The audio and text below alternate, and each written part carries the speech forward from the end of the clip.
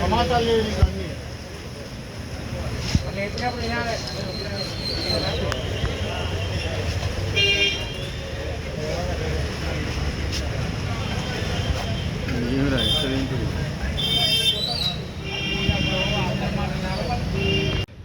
గట్లా గట్లా పెట్టి లైట్ పెట్టి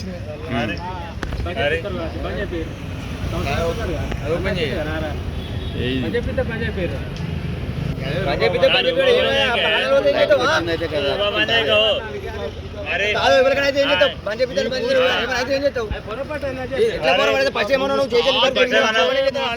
వీడియోలు తీసుకుంటే కళ్ళు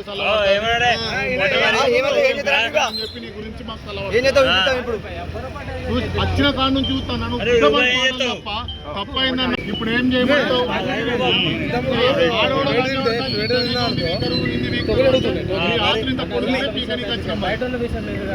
మన విషయం మాట్లాడుతుంది రేపు వంశాలకు చెప్పిన అన్న పొరపాటు అయితే అని చెప్తే అన్న అది ముసిరా మీసాలు మీసాలు కూడా పోలేదు కరెక్ట్ ఉడకలే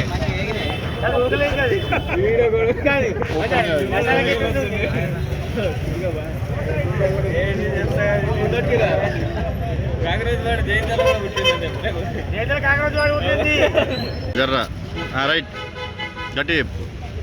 ఈరోజు అందాజ సమయం 7-7:30 ప్రాంతాన ఇక్కడ శ్రీనివాస్ టాకీస్ ముందు ఒకటి దోశా సెంటర్ అని ఒక బండి ఉంటుంది. ఒక ప్లేట్ ఇడ్లీ ఒక ప్లేట్ వడ తీసుకొని పోయినాము. ఇంటికి పోయి పార్సల్ ఓపెన్ చేయగానే వడతో పాటు బొద్దింక అండి, వడతో పాటు బొద్దింక కాలిపోయి మీదనే ఉంది. ఏంటని వచ్చి ఆ యజమానాన్ని ప్రశ్నిస్తే ఇప్పుడు ఏం చేయమంటావని దురుసుగా మాట్లాడుతూ కళ్ళు చల్లబడ్డాయా అదని మాట్లాడుకుంటూ మమ్మల్ని బెదిరిస్తున్నాడు. అంటే మరి ఇప్పుడు దీన్ని ఏం చేయమంటావు అంటే నేనేం చేయాలంటున్నాడు. మరి ఇంత పట్టి లేనోడు, ఇంత ఒక వ్యవస్థ మీద అవగాహన లేనోడు ఈ దంద చేసుకోవడం ఎందుకు, ప్రజల ప్రాణాలతో చిరగలవడం ఎందుకు, ఇది ఎంతవరకు కూడా కరెక్ట్ కాదు. నేను సామరస్యంగా వచ్చి ఇది ఏం చేయమంటావని, ఆయన పేరు నాకు తెలుసు ముందుగా, ఆయన పేరు అరుణట. అరుణ్ ఏంటిదని అడిగితే ఏం చేయమంటావు అంటుండు. ఏం చేయమంటావు అంటే మరి సచ్చినా కూడా ఏం చెప్తామంటే ఆయన దగ్గర నుంచి సమాధానం లేదు. వర్షాకాలం పురుగులు వస్తాయి అంటుండు. వర్షాకాలం పురుగులు వస్తే దంద బంద్ చేసుకో, దంద బంద్ చేసుకొని ఇంట్లో వండుకోవాలి. కానీ మా పేద ప్రజలతో నువ్వు ప్రాణాలతో చిన్నగలవడం అవుతావా? సరే వర్షాకాలం బొద్దింకలు వస్తాయి, బొద్దింక వచ్చింది టిఫిన్లో, బొద్దింక వస్తుందా? దయచేసి ఇది ఫుడ్ ఇన్స్పెక్టర్ గారి దృష్టికి తీసుకువెళ్తాము.